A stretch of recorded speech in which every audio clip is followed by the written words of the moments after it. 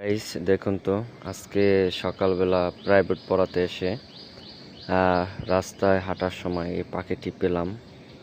পাখিটি মনে হয় যে একটি কোনো সমস্যায় ভুগতেছে। ধরার সাথে সাথেই সে তার পশমগুলো উঠে যাচ্ছে এবং সে খুব ক্লান্ত। পাখিটি দেখতে অনেক সুন্দর লাগে। কি হয়েছে জানি না, সে খুব ক্লান্ত হয়ে পড়ছে, অনেক ক্লান্ত হয়ে পড়ছে। পাখিটি কি নামে পরিচিত সেটাও জানি না, নতুন একটা পাখি মনে হচ্ছে। তাই পাখিটিকে নিরাপদ স্থানে রাখার চেষ্টা করতেছি।